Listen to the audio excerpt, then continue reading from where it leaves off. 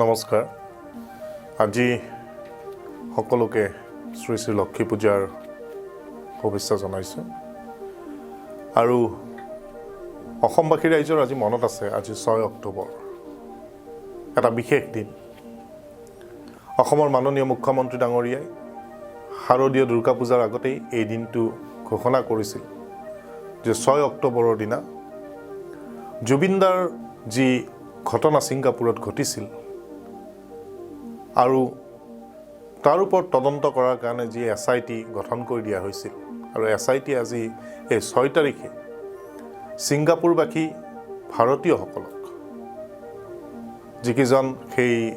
জুবিনদাৰ দুৰ্ঘটনা হোৱাৰ সময়ত তাত আছিলে তেওঁলোকক তলব কৰিছিল কিন্তু আমাৰ হাতত এতিয়ালৈ কোনো তথ্য নাই যে তেওঁলোক আজি আহি অসমত SITৰ হাতত ধৰা দিবহি বা তাত উপস্থিত হৈ তেওঁলোকে সাক্ষ্য প্ৰদান কৰিব খুব চিন্তনীয় বিষয়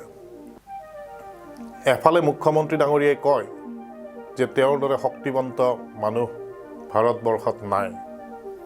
তেওঁ মন গ'লেই গৃহমন্ত্ৰী অমিত শ্বাহ ডাঙৰীয়া প্ৰধানমন্ত্ৰী মোদী ডাঙৰীয়াক ফোন কৰিব পাৰে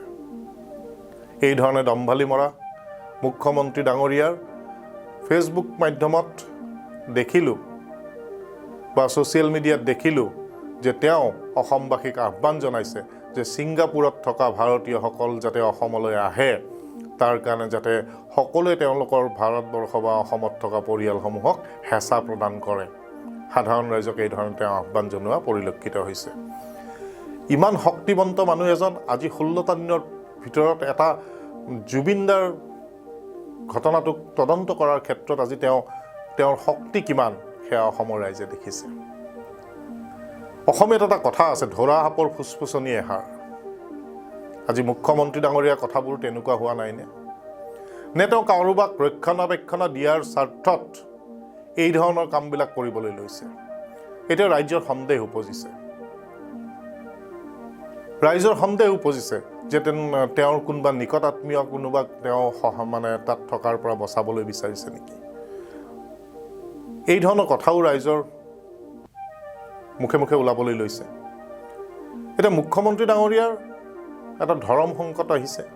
তেওঁ এতিয়া সেই ধৰণৰ ব্যৱস্থাপনাখিনি যি ধৰণে ল'ব লাগিছিল তেওঁলোকে ল'ব পৰা নাই আৰু আমি দেখিছোঁ যে SITটো কিছুমান কোনোবাই বক্তব্য ৰাখিছে য'ত আমাৰ মৰমৰ শিল্পী জুবিনদাৰ বিষয়ে কিছু কটু মন্তব্য বা অলপ বেলেগ ধৰণৰ কথা কোৱা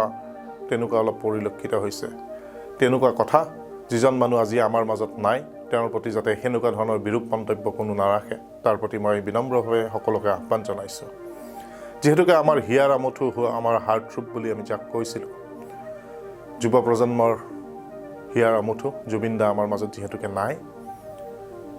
তেওঁৰ আৱৰ্তমানত সেই ধৰণৰ কথা বা বক্তব্য নাৰাখিবলৈ মই অনুৰোধ জনাইছোঁ এই ধৰণৰ বক্তব্যই ক'ৰবাত নহয় ক'ৰবাত জুবিনদাক অন্তৰৰ পৰা ভাল পোৱা মানুহখিনিক ক'ৰবাত আৰু বিশেষভাৱে কষ্ট দিব বুলি মই অনুভৱ কৰোঁ সেইকাৰণে মই সকলোকে বিনম্ৰভাৱে অনুৰোধ জনাইছোঁ আৰু অসম চৰকাৰক তথা মাননীয় মুখ্যমন্ত্ৰীক অনুৰোধ জনাইছোঁ যাতে তেওঁলোকে এই যি ভাৰতীয়সকল ছিংগাপুৰত আছে বহুত আইনী ব্যৱস্থা আছে আমাৰ অসমৰে সাংসদ মাননীয় পবিত্ৰ মাৰ্ঘেৰিটা ডাঙৰীয়া তেওঁ বৈদেশিক মন্ত্ৰী হৈ আছে তেওঁ সেই সম্পৰ্কে জানিব আৰু তেওঁলোকে সেই ব্যৱস্থাসমূহ ল'ব লাগে যদি তেওঁলোক নাহে আজি 6 তাৰিখ পাৰ হৈ গ'ল তেতিয়াহ'লে ইয়াৰ পদক্ষেপ হিচাপে তেওঁলোকে কি কৰিব যে তেওঁলোকে ইণ্টাৰপলৰ সহায় ল'ব পাৰে বা তেওঁলোকৰ যি পাৰপত্ৰসমূহ আছে ভাৰত চৰকাৰে দিয়া সেইবিলাক কেঞ্চেল কৰাৰো ব্যৱস্থাপনা আছে এই ধৰণৰ কথাবিলাক কি কৰিব আৰু তেওঁলোকক অনাৰ ক্ষেত্ৰত কি কৰিব চৰকাৰে সিদ্ধান্ত ল'ব লাগে যিহেতুকে ভাৰত তথা অসমত তেওঁলোকৰে চৰকাৰ ডাবল ইঞ্জিন বুলি তেওঁলোকে যিহেতুকে কয় সদায় গৌৰৱ কৰে বা ফিতাহী মাৰি ফুৰে সেই চৰকাৰখন আজি এই ধৰণে কিয় প্ৰতিটো খোজত পিছ পৰি ৰ'বলগীয়া হৈছে এইটো কিন্তু অসমৰ ৰাইজে ক'ৰবাত নহয় ক'ৰবাত সন্দেহ ঘনীভূত হৈছে আৰু তেওঁলোকে সন্দেহ কৰিবলৈ লৈছে যেন ক'ৰবাত কিবা এটা নিশ্চয় কেৰনা আছে বুলি তেওঁলোকে ভাবিবলৈ বাধ্য হৈছে আৰু এই কথাসমূহ যাতে অসমৰ ৰাইজে ভবাৰ ধৰণে নহয় জুবিনদাই উচিত ন্যায় পায় তাৰ প্ৰতি মই আহ্বান জনাইছোঁ দাবী জনাইছোঁ জয় জুবিনদা ধন্যবাদ